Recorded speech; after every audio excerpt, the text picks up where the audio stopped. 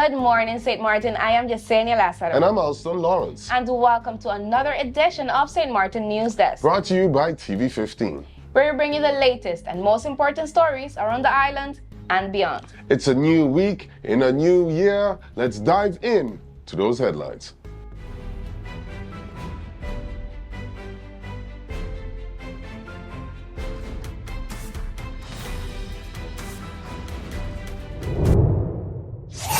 A third murder on St. Martin occurred just a day after a double homicide rocked the island. Around midnight Friday, gunfire erupted in Grand Cause, claiming the life of a young man. Residents say the attack may have been a case of mistaken identity, as the assailants were reportedly targeting the victim's brother. The French prosecutor, Xavier Sicot, confirmed that 3 people were injured in the incident, with one succumbing to injuries at Louis Constant Fleming Hospital. 2 others remain hospitalized. An investigation into the murder and attempted murders is underway, and Sicot urged the public to provide information to the gendarmerie. Residents are alarmed by the rise in violence, fearing its impact on the island's safety and tourism. Gendarmerie Commandant Hughes Loyes assured that measures are being taken to strengthen security and apprehend those responsible. He emphasized that all personnel are mobilized to combat the growing violence. 4 armed men carried out a bold robbery at the Starz Cupecoy casino on Friday afternoon, shortly after 4 p.m. The suspects wearing masks arrived on 2 motorcycles wielding guns. They quickly approached the cashier, seized an undisclosed amount of money, and fled towards the French side of the island. This marks the second robbery at the casino in just over a year, with a similar scene taking place last year when a group of men and women executed a daring heist at the same location. Police spokesperson Josefa confirmed the robbery and stated that authorities are actively investigating the matter. He urged the public to provide any information that may help lead to the arrest of the suspects. It's important to note that the motorcycles used in the robbery were not registered, complicating the investigation. Authorities encourage anyone with relevant information to contact the police immediately. The St. Martin Police Force is currently investigating a traffic accident that occurred Sunday morning, January 12th, involving a motorcycle and a coaster bus. The motorcycle with license plate MF78 was traveling along WJA Nisbet Road toward the Salt Pickers roundabout. Simultaneously, the driver of a coaster bus license G78 was exiting a parking lot near the police station. The accident took place when the driver of the coaster bus made a left turn onto the main road, failing to yield the right-of-way to the motorcycle. This resulted in a collision between the front of the motorcycle and the left side of the coaster bus. The rider of the motorcycle was injured and was treated at the scene by ambulance personnel. They were then transported to the St. Martin Medical Center for further treatment. The severity of the injuries is currently unknown. Both vehicles were moved before law enforcement arrived at the scene. The traffic department continues to investigate the details of the accident. Meeting between pro-Palestinian protesters and St. Martin's Prime Minister, the Honorable Luc Mercelina, escalated into frustration last week as demonstrators accused the Prime Minister of cowardice for not taking an independent stance on the Palestinian conflict. The protesters, led by the University of St. Martin's president, Antonio Carmona Baez, were dissatisfied with Mercelina's explanation that foreign policy falls under the Kingdom of the Netherlands' jurisdiction. Carmona Baez accused Mercelina of being an administrator of a colony, while protesters reported confrontations with security, including claims of harassment. Meanwhile, Prime Minister's Chief of Staff, Stuart Johnson, defended Mercelina, highlighting his respect and willingness to meet despite pressing commitments. Tensions peaked when a protester was briefly detained after making threats. The group ultimately walked out, accusing the Prime Minister of evasion. An official statement from Mercelina is anticipated soon.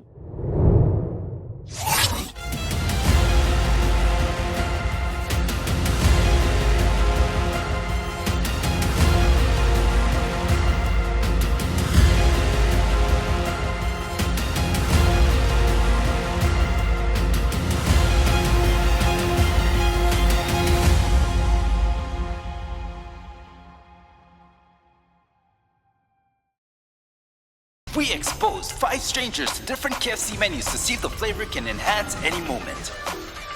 And at the first bite, the party began.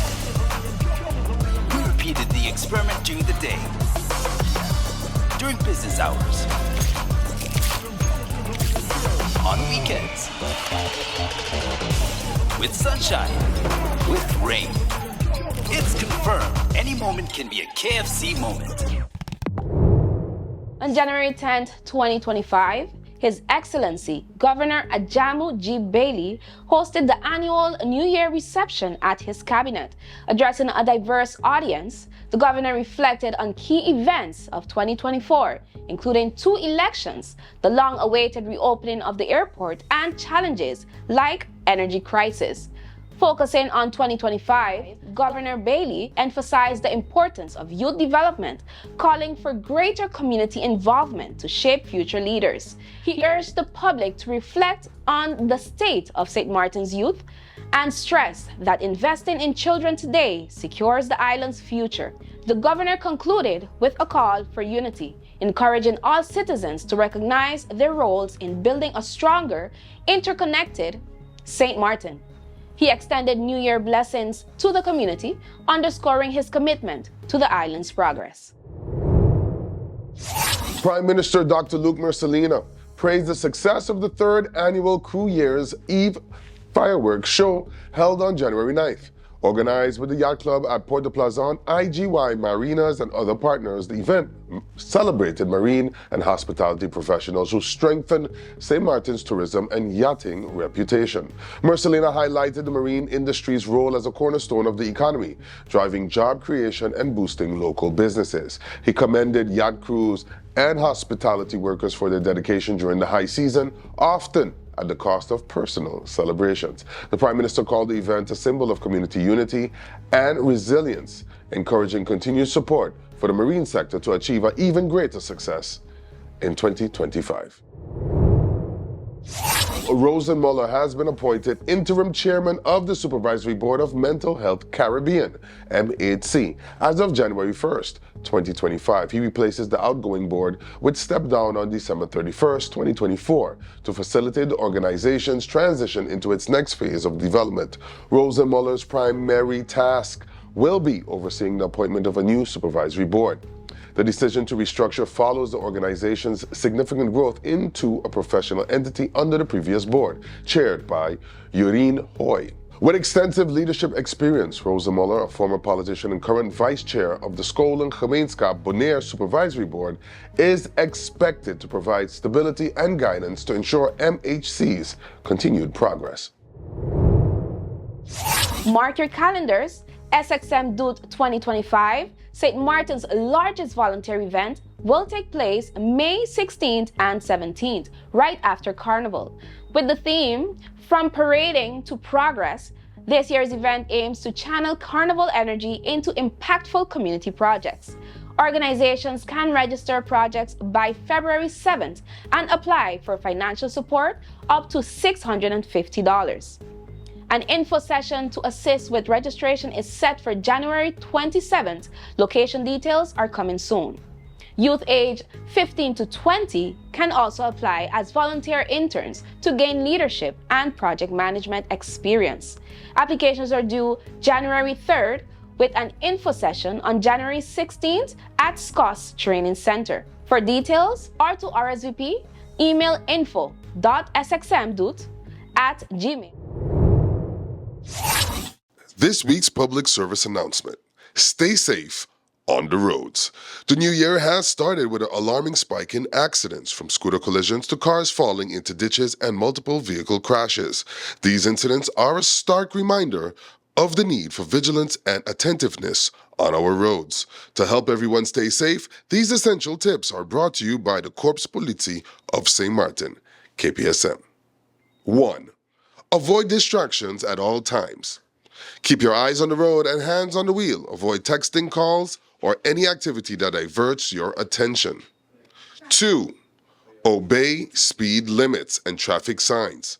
Stick to posted speed limits and always adhere to stop signs, signals, and lane markings. Safety comes before rushing. 3. Yield to pedestrians and cyclists. Always give way to pedestrians at crosswalks and maintain a safe distance from cyclists and scooters. 4. Check blind spots and use signals. Before changing lanes or turning, check blind spots and signal your intentions early to ensure others are aware. 5. Stay alert and drive defensively. Be vigilant for sudden hazards like potholes, ditches, or reckless drivers. Anticipate other road users' actions to avoid collisions. Let's work together to make our roads safer. Stay cautious, stay alive.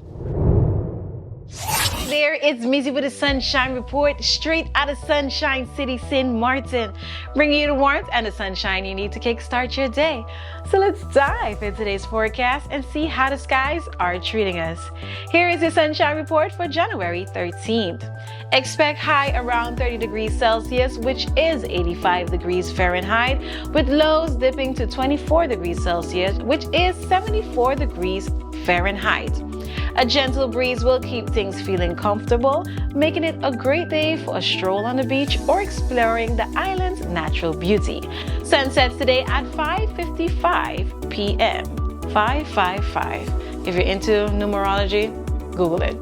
The atmosphere will remain fairly dry and stable, limiting shower activity. However, long period swells are expected to gradually subside, providing safer conditions for small craft operators and swimmers. Seas will remain moderate with waves and swells between 5 to 8 feet. Caution is advised, especially along the northern and eastern beaches. And that's it for your Sunshine Report, brought to you by the Met Department of St. Martin. So as you enjoy your Monday, stay safe, stay friendly, Sunshine City. Now, here on the south side of everything, we have one old front that is moving through Puerto Rico. I've been watching your comments overnight. We've had some cooler weather just with that northwesterly flow. It's been flat out cold in parts of the Bahamas. Backside, there's that little flow, and you could see it with the cloud cover here, just kind of driving in, bringing that southerly flow on the backside of everything, and that's going to eventually help the next system to build. So let's go out in time, and I want to show you deep in the big front that's moving in, the Arctic blast that's coming, but then another system. So here's what's going on today, stretching back to the east of Bermuda, down through Puerto Rico. There's that front, and then I'm watching some of the extra rain building back toward the Gulf. You see that here. There's some of the snow that I was just talking about to the north. Now swinging out in time, let's jump out in time further. We'll fine tune that as we get closer. Now that first front that is moving by later today near Antigua, Barbuda, Anguilla, St. Kitts and Nevis, by tonight it may be a little bit cooler. Montserrat, Saba, and Statia. Turks and Caicos, we have some of that colder weather. And again, northern, central, and southern Bahamas, back through Cuba as well, Haiti, and the Dominican Republic. This here is by tomorrow. Just watching out for kind of the remnants of a front, the tail end of a front nearby, but that could also enhance a few spotty showers. Dominica over towards St. Lucia, we may get a couple. There's that southerly flow on the backside. Yucatan Peninsula in Mexico, Merida on the west side over toward Cancun on the east side. We could see a few of these spotty showers out will be around. Not a washout, but a couple around. This here is by Tuesday, and still watching out for the leftovers of a front, and that may squeak in a shower or two back toward the ABC Islands. We'll see a shot of that as we work our way into Tuesday. So hit or miss as we go over the next 2 days, mainly miss, but we may catch a shower the next 2 days. Rain chance to about 30% tomorrow across Jamaica.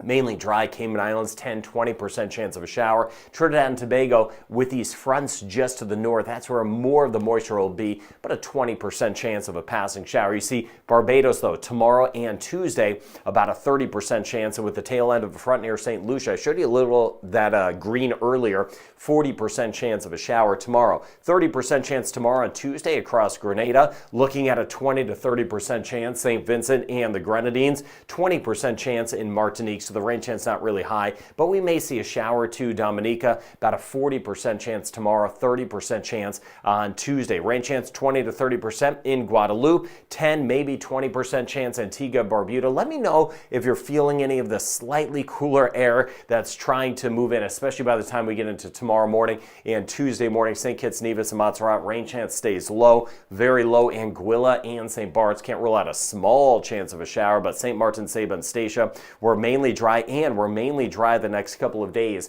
across Puerto Rico. Watching the north side for some of those higher seas, a little bit bumpy as well as we work our way into the waters near the U.S. and British Virgin Islands. The colder weather, but generally dry across the Bahamas. Colder weather moving in as well into the Turks and Caicos. Dominican Republic, we're mainly dry with some cooler nights. Haiti, we have some of the cooler nights, mainly dry conditions. But as we work our way back toward Belize, hit or miss shower, isolated, about a 30% chance for today. 20 to 30% chance in Aruba. See how it goes up a little bit with that easterly flow. We may catch a shower. You see by Tuesday, Curacao, about a 30 to 40% chance. Same thing as we get over toward Bonaire. Guyana today, 40% chance down to a 20% chance tomorrow, and a 20 to 30% chance of some isolated showers around Suriname. We're mainly dry with the cooler days, colder nights across Cuba. 20% chance of rain the next 2 days, Costa Rica and Panama, Nicaragua. 30% chance for tomorrow. See, that rain chance is not high. About a 40% chance, though, by Tuesday in Honduras. Mainly dry Guatemala and El Salvador. An isolated chance of a shower Mexico City and to the south. But the Yucatan Peninsula, that's where we could get some spotty showers. Watching over toward Cozumel, back toward Campeche. A couple showers will be possible. Northern Colombia, mainly dry. Northern Venezuela, rain chance stays low. 30% chance today, 20% chance tomorrow. And keep an eye on Bermuda with those really higher seas in the colder weather that has been around. So front moving through the northern Caribbean for some. The very active January continues. We're going to watch a lot of rain building in the Gulf of Mexico. We get that bigger front for some of us later this week by the weekend with that Arctic blast. And then I showed you that bigger look ahead with that next system kind of pulling out of Mexico, Texas, that could even bring some snow to the south. And that's what we'll be watching together as we go forward. Have a good rest of it.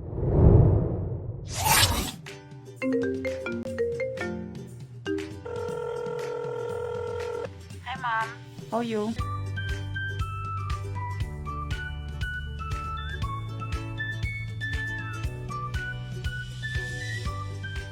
But Mom, you finished all your minutes yet? No, girl. Talem has new postpaid plans and automatically upgraded my postpaid package.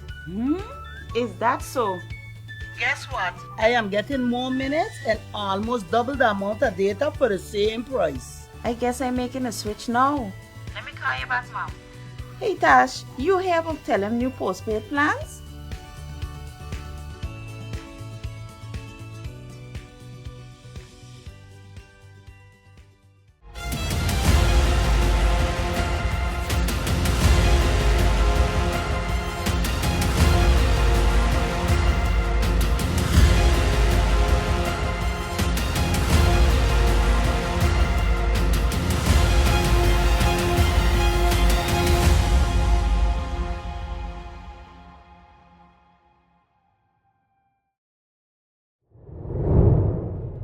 Martin Carnival Development Foundation has announced the return of season passes for Carnival 2025. Here's what you need to know. The price for Carnival 2025 season pass is $190 or $175 for those who purchased a 2024 season pass.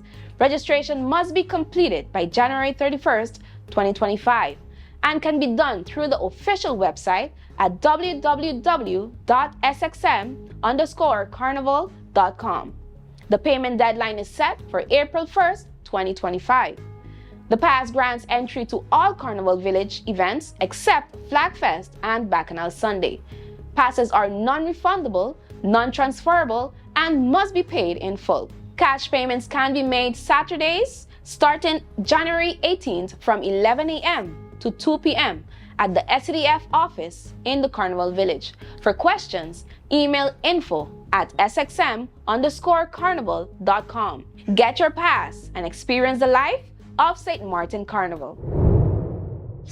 The Collective Prevention Services, known as CPS, is urging the community to remain cautious as respiratory illnesses surge during the high tourism season. With increased travel to St. Martin, particularly from countries in the Northern Hemisphere, the risk of respiratory infections is heightened. CARPA reports rising influenza activity, primarily influenza A which is H1N1, and a decline in respiratory syncytial virus, RSV, activity. COVID-19 levels remain low, but CPS advises enhanced surveillance. To prevent illness, CPS recommends practicing proper cough and sneeze etiquette, frequent hand washing, and using sanitizer. Those with flu-like symptoms should consult a doctor. Vaccinations for influenza and COVID-19 are available, and staying home when sick is advised. For questions, contact CPS at 914. The St. Martin Carnival Development Foundation, known as the SCDF, has revealed 7 contestants for the 2025 Carnival Pageants, set for April 13th at the Elise Convention Center. 3 young women will compete for the Junior Carnival Queen title, while 4 will vie for the Senior Carnival Queen crown. The junior contestants are Jania Prescott, Joenda Felicis Lee, and Ariana Davilar. The senior competitors are Tatiana Illis, Judith Lalani, Casey Quant, and Jesse Gums. The Essence and Mind organization is coordinating the pageant, and public support for the contestants' fundraising efforts is encouraged. In related news, Deshaun Prince, a dancer and model, will represent St. Martin at the St. Martin Carnival Caribbean Queen pageant on April 27th. Despite this being her first pageant, Prince's selection has been met with excitement. Essence and Mind director Paula Gordon emphasized that Prince is a strong ambassador for the country. The St. Martin Library, in collaboration with several local organizations, is kicking off the year with a series of special events featuring author and illustrator Mylo Freeman. Known for her beloved Princess Arabella series, Freeman will introduce her latest bilingual children's book, Hello Baby, on January 11th, 2025. The event, set for 11 a.m. to 12:30 p.m., includes a workshop by Patricia Illich Mayer on the importance of early childhood reading. Additional events include a Barbie workshop on January 18th, a writer's workshop on January 20th, and an illustrator workshop on January 21st. On January 22nd, children aged 7 to 10 can join the Princess Arabella workshop. Local daycares will also receive special storytime sessions from January 20th to January 22nd, and a virtual story reading will take place on January 25th. As a part of a membership drive, parents can sign up babies and toddlers for a free library card and book kit. For more details, call 1721-542-2970 or visit www.library.sx. That's all the time we have for today's edition of St. Martin News Desk. Thank you for joining us. Remember, new episodes premiere every Monday, Wednesday, and Friday at 8 a.m. on TV 15, across our social media platforms and all Alexa devices globally. I'm Alston Lawrence. And I am Jasenia Lassiter, wishing you a wonderful week. See you next time. And stay friendly, St. Martin.